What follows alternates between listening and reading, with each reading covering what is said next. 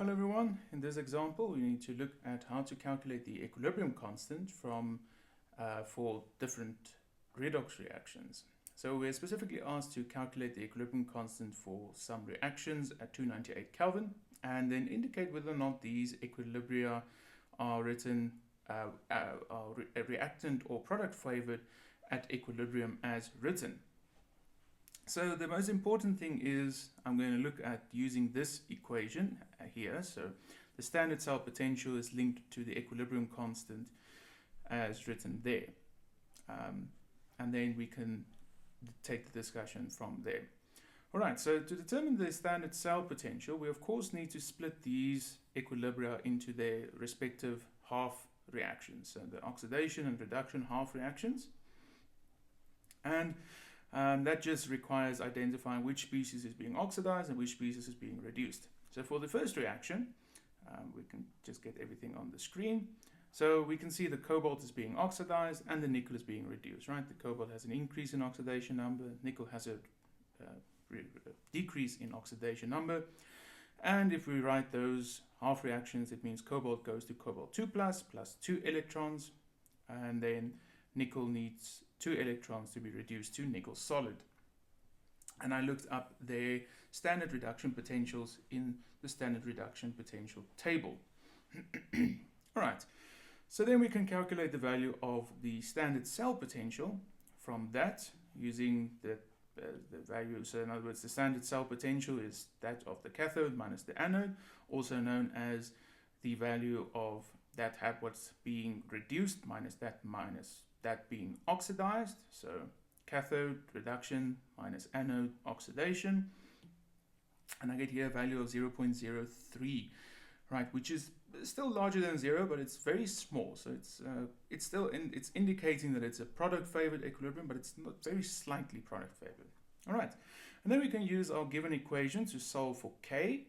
So k, you solve for k, take 10 to the power on each side and solve for k.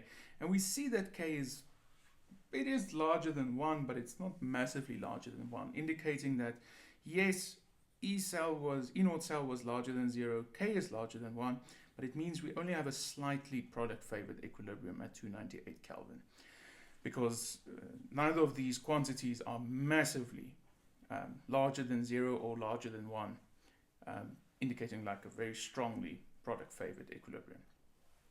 All right, so moving to our next equilibrium, we again must identify the oxidation and reduction half reactions. So we see chromium has an increase in oxidation numbers, so it means it's the oxidation reaction. Iron has a decrease, so it's the reduction reaction. And we look up its standard potentials in the table. So that means we can go ahead and calculate its value for the standard cell potential. Again, going reduction reaction minus that of the oxidation reaction. And we see this one has a positive value, large positive value for the standard cell potential, right? So this already indicates it's much more product favoring than what the other equilibrium was, just as a comparative analysis. And so we expect quite a large K value. And we can see that when we calculate the K for this equilibrium, because we see we get a massive K value. So 8.9 times 10 to the 19, which is much larger than 1. So because it's much larger than 1, E naught cell is larger than 0, so very large, much larger than 0. That means we have a strongly product favored equilibrium. So both of these equilibria are larger than 0, indicated by their standard cell potentials as well as their equilibrium constants. And that's how we calculate the equilibrium constant from the standard cell potential. All right.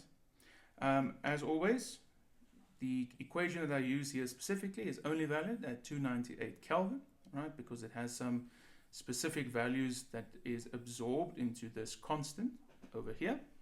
So that is why I could use it. If you're not at 298 Kelvin, then of course it's not really standard conditions as well, but then you use the values, or then you use the more formal equation for that. But then I wanted to use the reduced truncated version of this to also use that. So I've used the equilibrium constant and E naught cell equation in other examples